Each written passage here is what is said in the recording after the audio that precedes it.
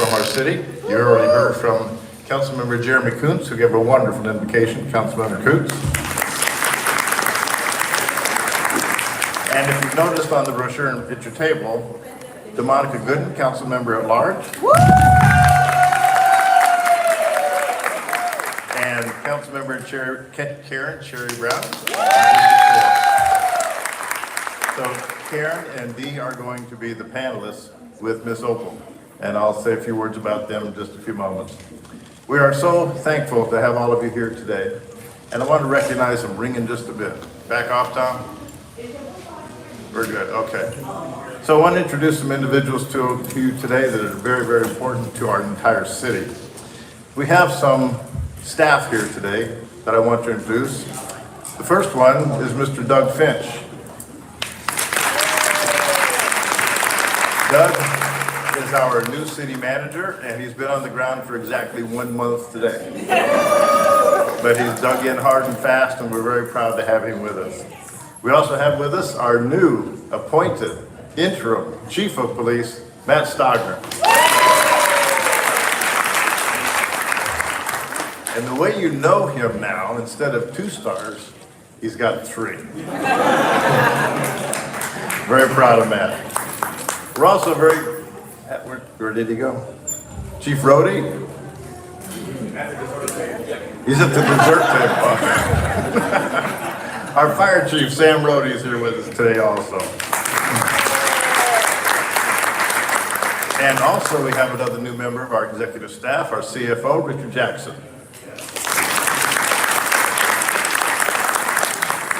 And our director of, not IT, it's not internal terms, it's IT, technology, Gwen Spencer.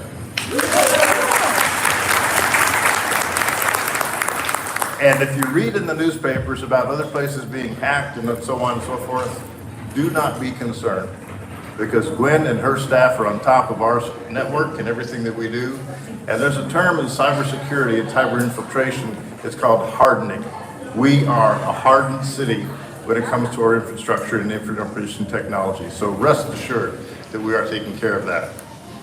Also want to introduce Mr. Bart Stevenson, Director of Parks and Recreation. He and his staff have organized and put on this entire event, along with Angela Owens, who we've already met. So everybody with the Senior Center and Parks and Recreation here, please raise your hand or stand up.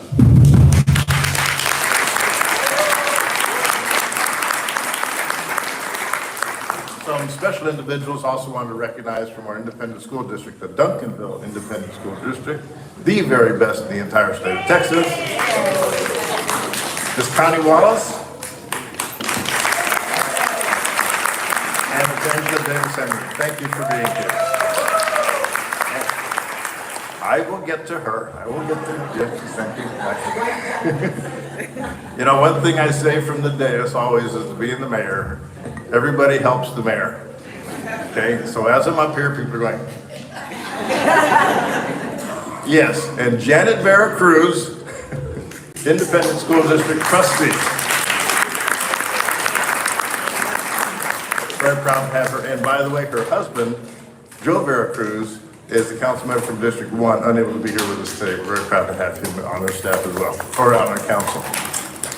So want to make a special note, the food that you've eaten tonight, or this afternoon, is all from Smokey D's, one of our local places. So please be patient of them and thank them for all that they've done in putting our food together for this afternoon. To get to our special guests,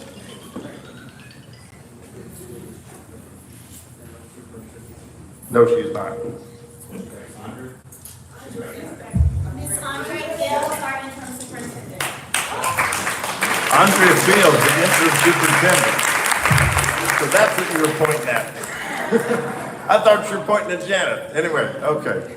Andrea, thank you for being here. We do appreciate it. Yeah, Andrea is the interim superintendent of the Duncanville Independent School District on that search. So thanks very much. See, I get help. You have to get help. Nothing gets done by itself. We are honored to have here today a very special lady, and that's Miss Opal Lee. She is accompanied by 2 very special people. She's here with her granddaughter, Dion Sims.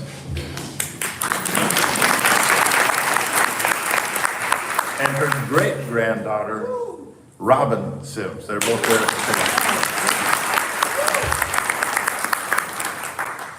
To care for and watch after this lady is a tough job. 97 years young, folks. 97 years young. And I was thinking about what to say about this lady. All I can really think of is, in our lifetimes, all of our lifetimes in this room, how many times have you been in the presence of greatness? This is where we are today.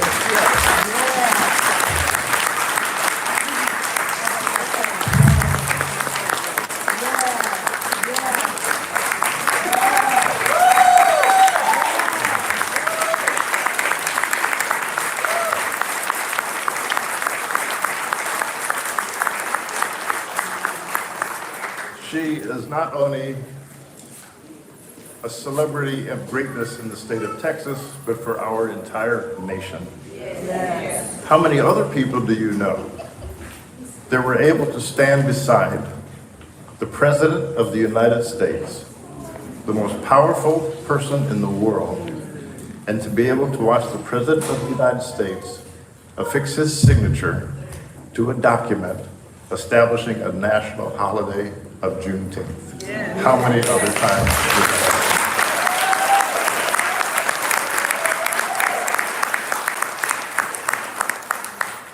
The honor, I met Miss Opal about a year and a half ago with Dion.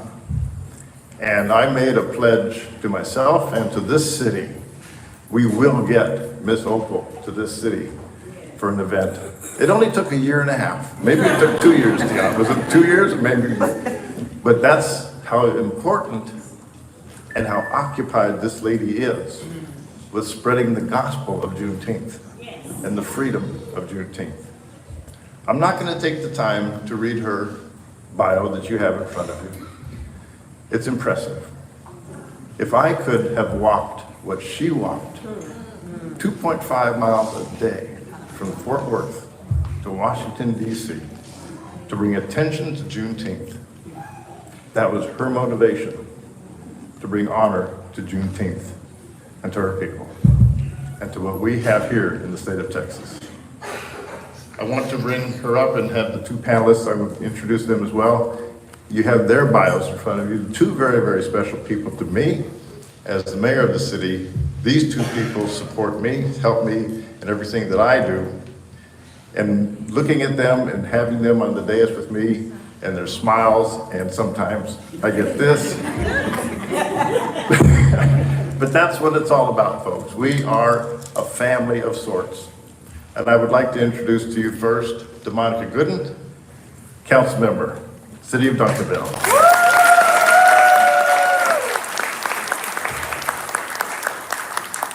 A mother, a celebrity, a businesswoman, and holding of a master's degree. Now, what happened? There he is. And her son just showed up, service member, coming in from the nation of Germany. Thank you so much for being here. Thank you. And council member from District 4, Karen Cherry Brown. And her husband, Ken.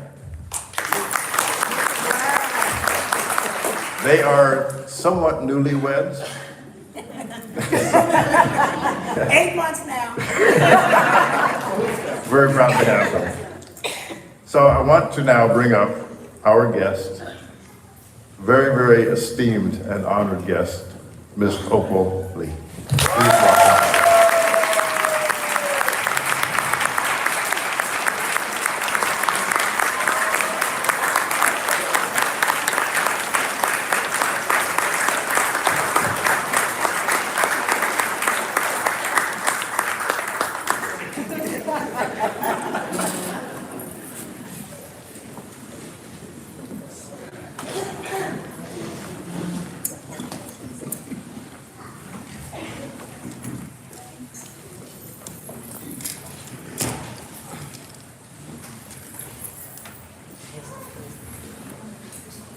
Testing. Can y'all hear me okay? Oh, yeah. All right, all right.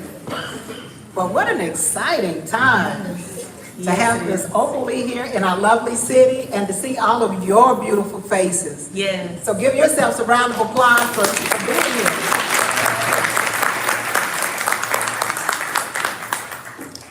Well, it's just an honor for me to be here in the presence of greatness. I can't believe God has allowed this to happen. And so for him, I give him all the praise. And I'm honored to be in your presence. And thank you so much for what you've done. Thank you. And with that, I guess we'll get started. You want to go first? Okay, well, Miss Opal, we have a few questions that we want to ask you, and I'm sure that all of our people here today are anxious to hear your story. So I understand you were born in Marshall, Texas in 1926, and it was there your first experience of Juneteenth? Okay. So can you talk about your childhood to us in Marshall? I first want to say good afternoon to all you young people. And you're all young people if you're not 97. So, yeah, Marshall is where I was born. And can I tell them that we had the fairground where we'd go for Juneteenth. Oh, there would be parades and food. There'd be booths and food and pageants and food and food and food. But it was, it was almost like Christmas. And when, during the Depression, my parents moved to Fort Worth, different scenario.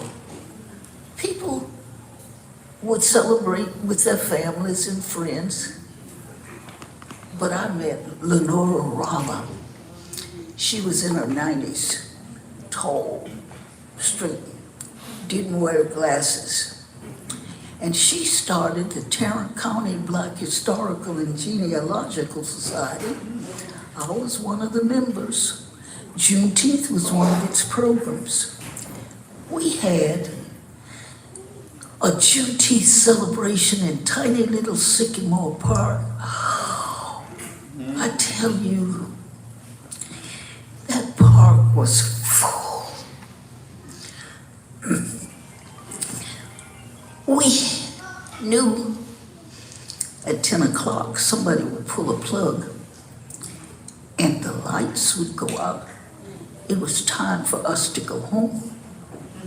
Well, when they did it one time, I got on a flatbed truck and put the plug in and we parted till dawn. Oh, did we have fun.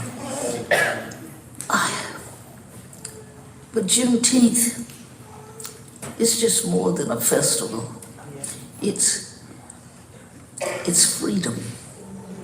And it's freedom for everyone. And I want you to remember, the 4th of July freed the land, but Juneteenth freed the people.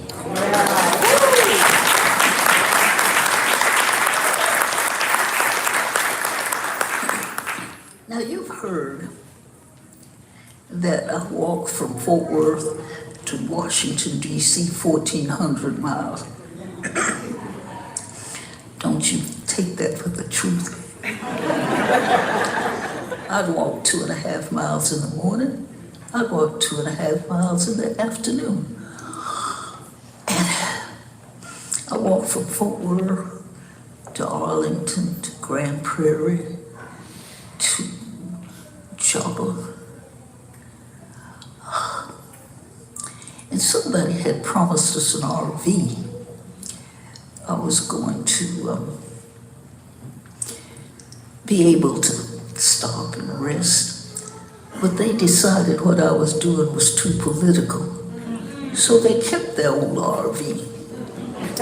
but I never missed a beat.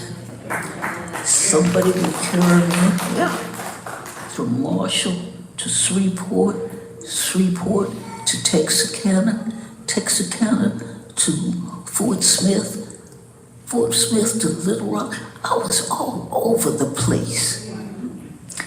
And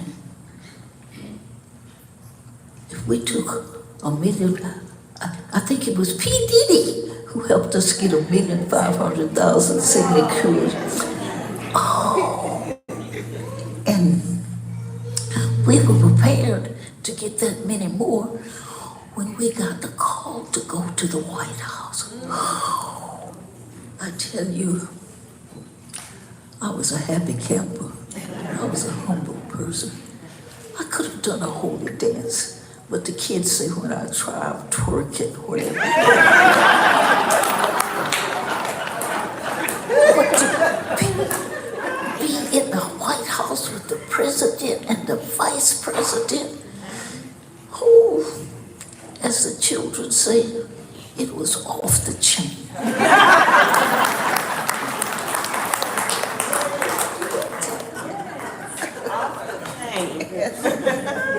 You often talk about what happened to your family when you were 12 years old. The White Riders that destroyed your home. Can you talk to us about that day in 1939? Our parents had moved from Marshall to Fort Worth because of the Depression. My dad came for a job. My mom followed with 3 of us. They worked untiringly and bought a home for us.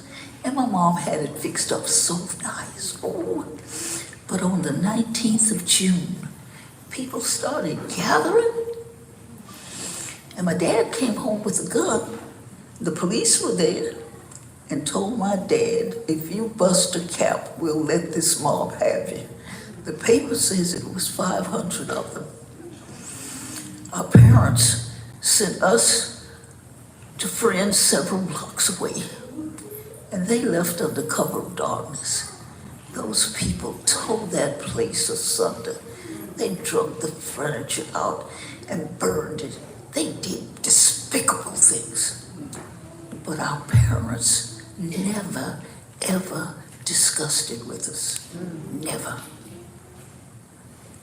And in due time, they bought another home. I guess I hid it somewhere in my psyche or something. I never thought about it anymore until a reporter asked me about it, and of course it became known. But I went to tiny little Cooper Street school off of 8th Avenue. They built a school for black children on a city dump. When we moved to Fort Worth, on the south side of Fort Worth, I went to Gwynn School, James E. Gwynn School, and finished from historical I.M. Terrell High School. Oh, I was 16 years old. And my mom was so proud of me. She was going to send me back to Marshall to Wiley University. I got married. She was so disappointed. She wouldn't even go to the wedding at Baker Chapel at church. It took me 4 years and 4 babies to realize I was gonna have to raise my husband too.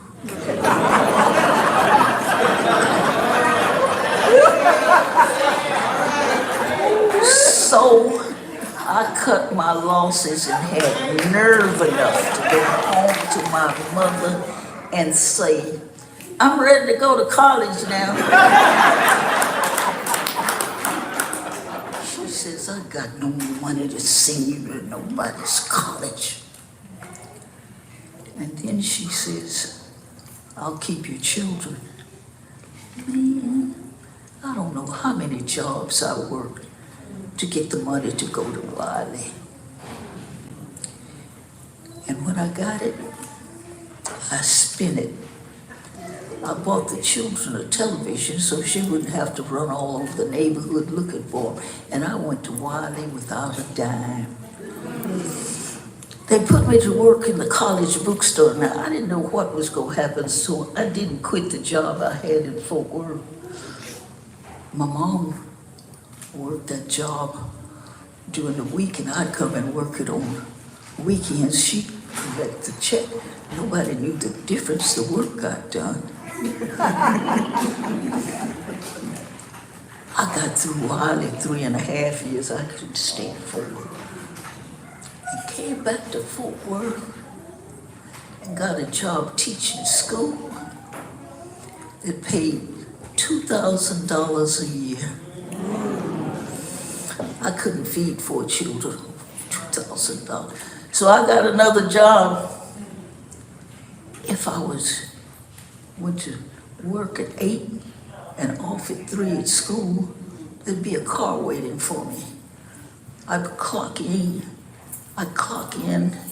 4 o'clock at Lockheed Martin and off at 12. I'd probably been still working there, but they laid people off from time to time. I'm gonna shut up.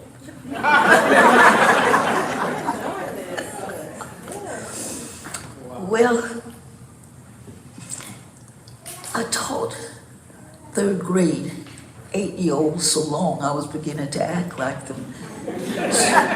They gave me another position. I was the visiting teacher because there were children who came to school, they hadn't had food. Yeah. I started a food bank. But that was after I retired. Had all 4 of my children. We all went to North Texas State. The 3 youngsters were freshmen. I was getting the master, and the baby was in the laboratory school. And we had nerve enough to have riders, you know, an old car that you have to put a hairpin in to keep it running or something. But really, I decided if my children were grown, I taught school, I'd started a food bank. We had a farm. And I decided if I walk from Fort Worth to Washington, D.C., little old lady in tennis shoes, somebody would take notice. And they did. Now, I don't want to give you the impression I walk 1,400 miles. Yeah, 2.5 miles mornings and 2.5 in the evening. And I got there with the help of P. Diddy. We had 1,500,000 signatures that we took to Congress. And we were prepared to take that many more when we got the call to go to the White House, to be with the President of the United States and the Vice President. I tell you, I was in 7th heaven out. Oh, it was delightful. And coming back home, and Juneteenth becoming a national holiday, I watched him sign that bill into law. And to have people recognize how important it was that Juneteenth means freedom for everyone. There were lots of people that didn't know that General Gordon Granger had made his way to Galveston with several thousand colored troops. They spread out all over Galveston telling people that the slaves were free. And on the 19th day of June, 1865, he read what's called General Order Number 3 that said all slaves are free. There were 250,000 slaves in Texas. And when we got that word, we started celebrating, and we've been celebrating ever since.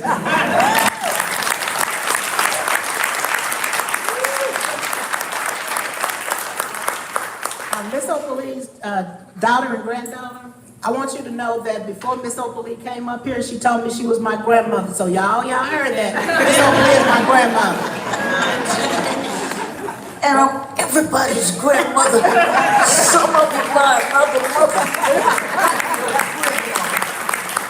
So Miss Opal, you recently obtained the land back, and now you're in the process of building a new home. So can you please tell us about the day you received that information? I tell you, I don't know how to express it because I was so happy. You see, after our home was destroyed, and for years I tried to find out who owned the land. And finally, I found out that Habitat for Humanity owned it. Now, I was one of Habitat's first board members when they came to Fort Worth. And so I went to Habitat and asked to buy the land. They wouldn't sell it to me. They gave it to me.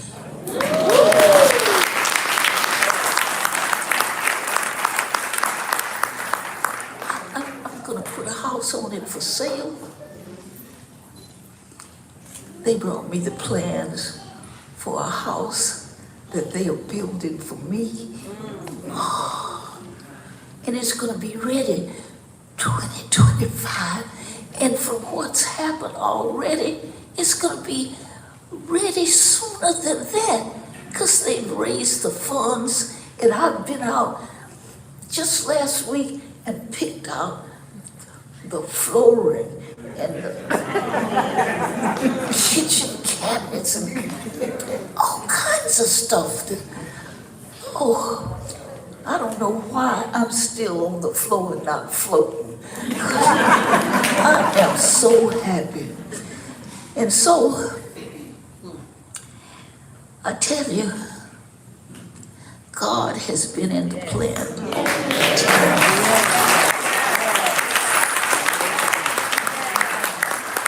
He has brought me through so many things where if I didn't know he was walking with me, I would have just gone under.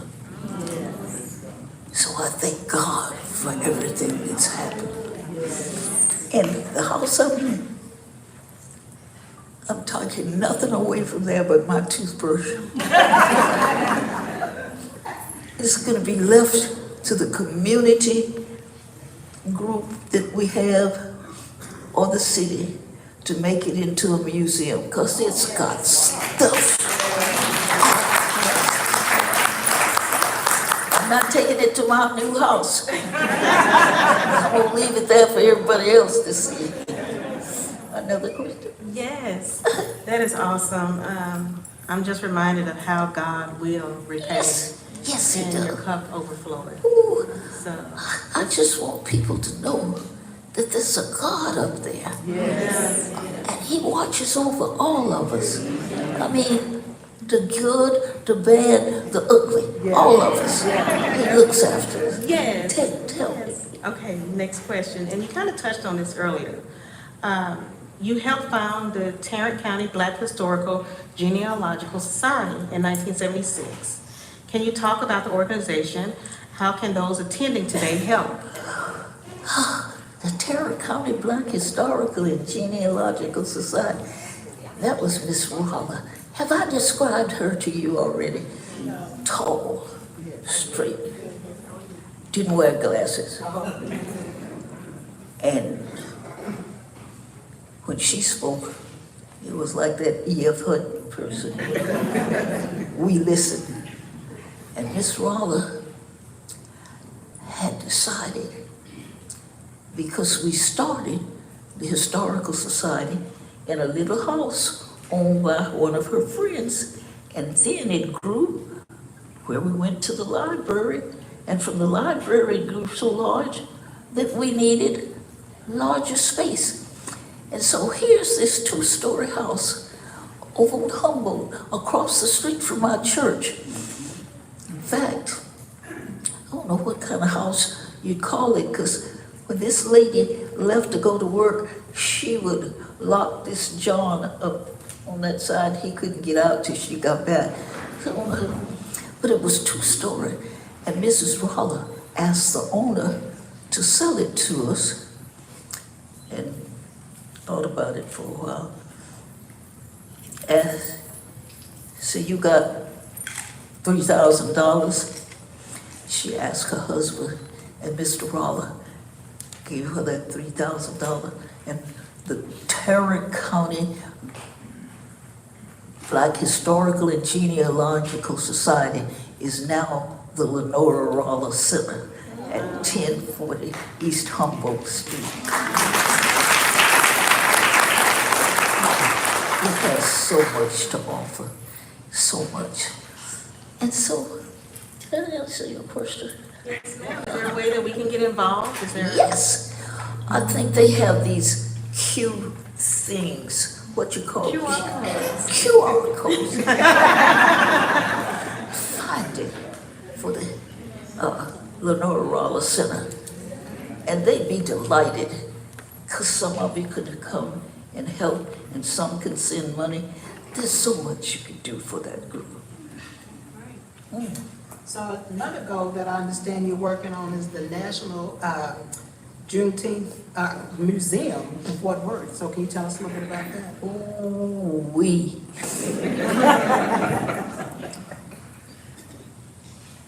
Sweetheart, bring me that old black purse right here. It's right here. Oh, under my chair. Yeah. Oh.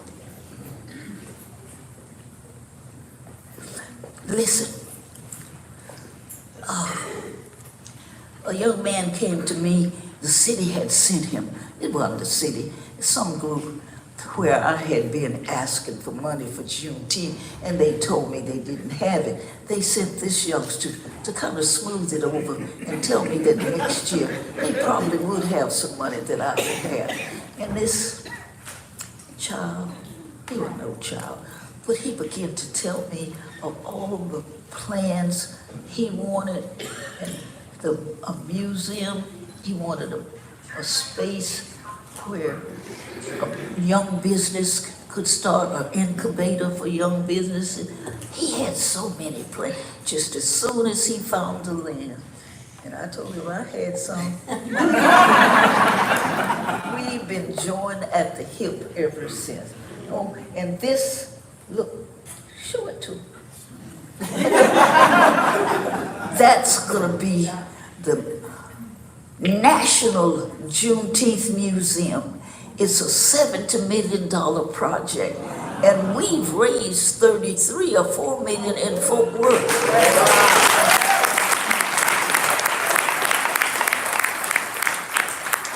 And when I come to you with my cup, don't tell me.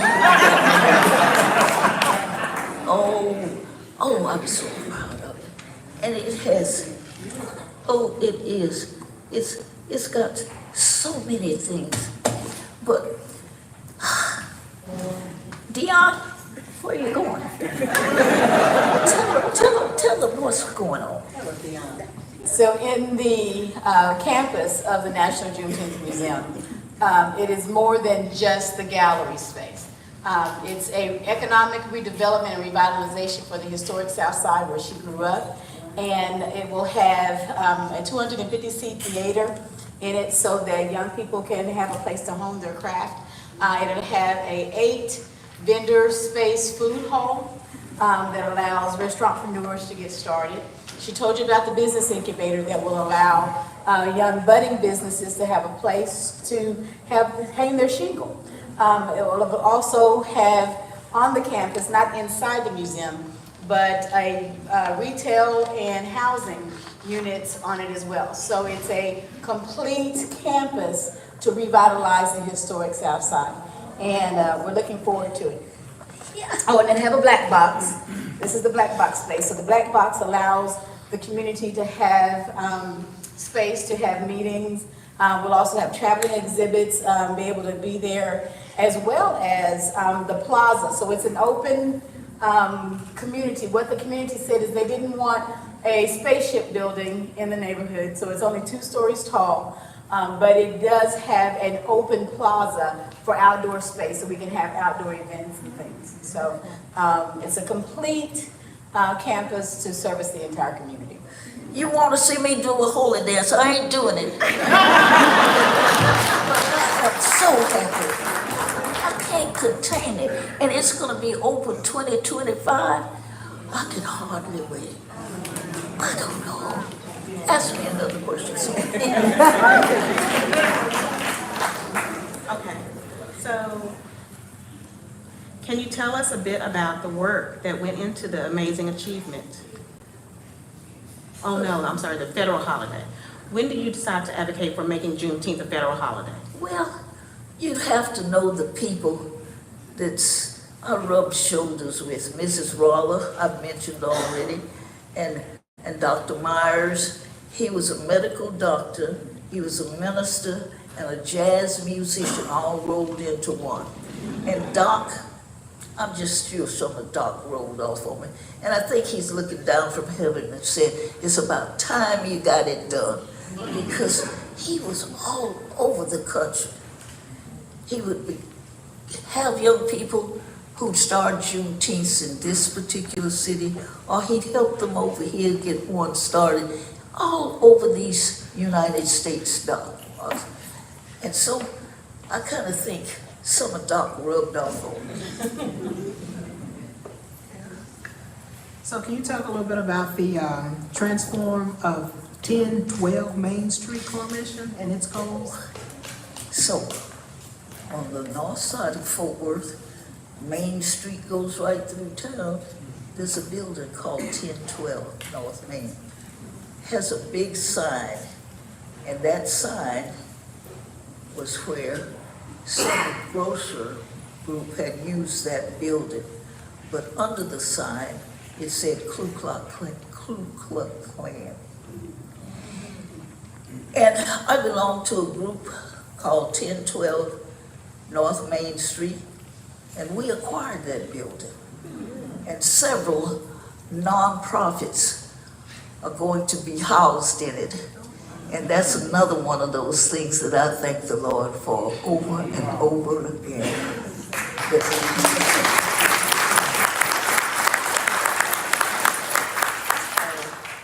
We've acquired it, and we are going to make space for each of those groups. And would you believe there's a cemetery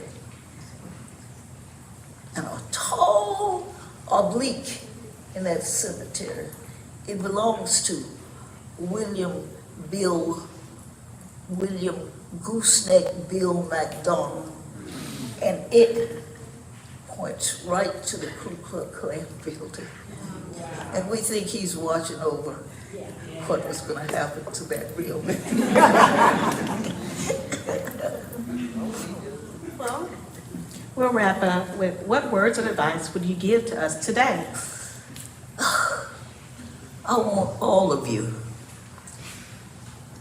all young people, and you are young people, to make yourself a committee of one to change somebody's mind. You know people who aren't on the same page you're on. Change their minds, and their minds can be changed. If people can be taught to hate, they can be taught to love.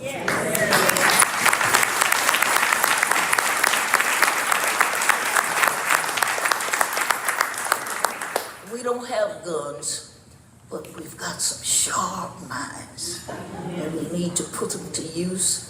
We need to have our youngsters be aware that they are the ones to get us out of the quagmire that we're in. There's too many homeless people, too many jobless people, too many people who can't get health care. And climate change. We are all responsible for climate change. And if we don't do something about it, we're all going to hell in a handbasket. There's so much that still needs to be done. We can't rest on our laurels. We've got to get these inadequacies up. We are the richest country in the world, and others will follow what we do if we get our house in order. Yes. Well, honestly, I can keep going all day, but I know we don't have much time and we don't want to hold you too long, but it has been an honor. And so I will, no Q&A? Okay, so then with that, go to Q&A, or no Q&A. Okay, so we will then turn it over to the mayor. Thank you, Mayor. Thank you. Thank you, Mr.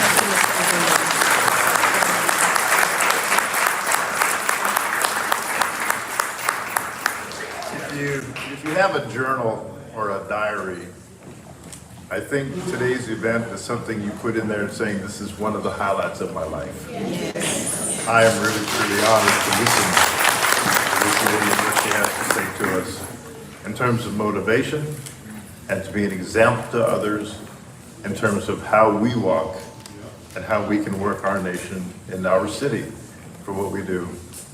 And to know that she and I, my wife, and many others here, and I know that these two ladies with Karen and DeMonica, we are strong believers in the Lord.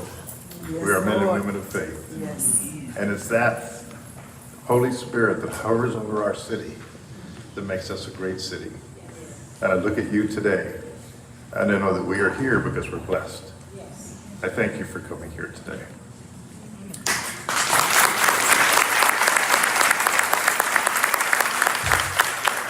A couple of other people that I want to recognize that don't leave, Irma. Yes, sir. Irma is a friend of ours. She is a representative from Representative Carl Sherman's office, Irma Scholes. Thank you for coming with us today. Also want to recognize AV Pro, Tom Foles and Amy Jackson, for the superb sound system that we have here in our senior center today, for making everything working perfect. One thing that we do want to announce, that there is a small item. It's available at the desk where Dion and Robin are. It's Opal's Walk for Freedom. This is going to be June 19th at the American Museum of Dallas, starting at 9 o'clock in the a.m. There's a QR code on the piece of paper here. If you would please pick one of those up, be able to participate. And there's a whole list of other activities that Miss Opal is going to be involved in throughout May and June. So you might want to pick that up so you can put that on your calendar. Now, we also have an honor, if you want to purchase some of the books that are available, there are hardbacks for $40 and paperbacks for $25, and every one are already pre-signed by Miss Opal. So we're very happy to have that here as well. I want to conclude with some drawings. We have 10 hardback books to give away to someone here.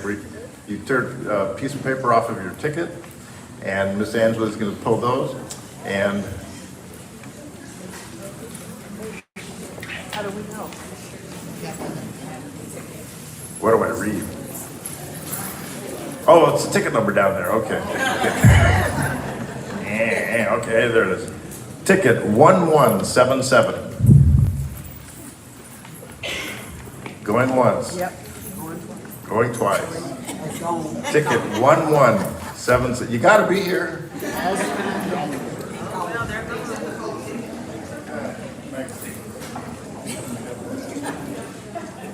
1122.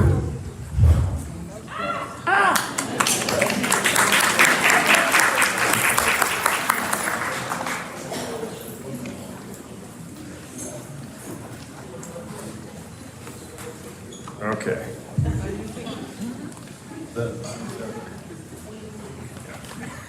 1197. 1197. 1197.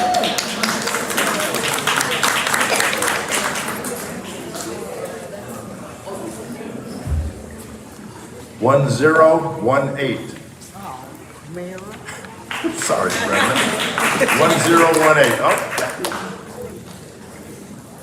Okay. 1108.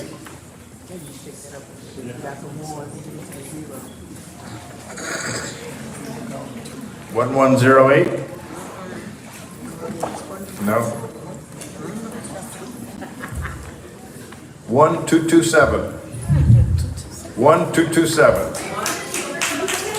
Wait a minute. Oh, one of the winners is in the overflow. Oh, there she is. Okay.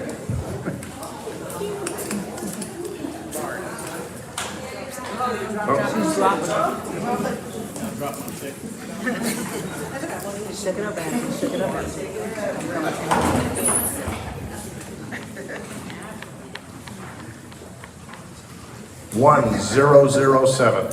One Brenda.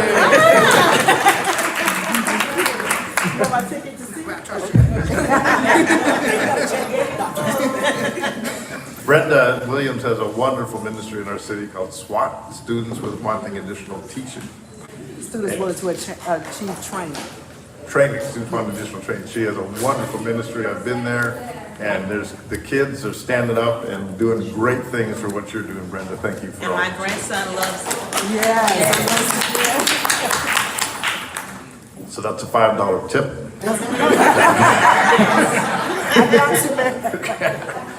Okay, next is 1239. 1239. 1239. Going once, going twice. Give me another one.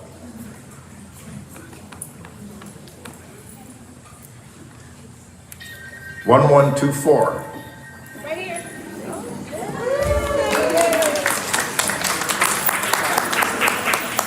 Angela, did you miss one? Oh, okay.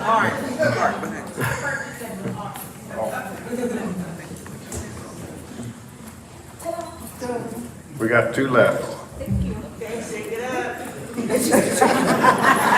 What'd she say? Shake it up. 1024.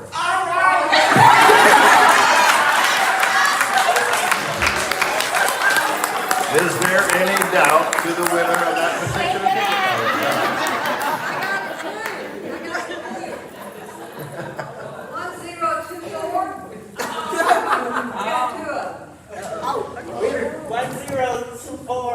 That's what mine says. Baby, I'm shaking this up. We had a duplicate. Okay, very good. Okay.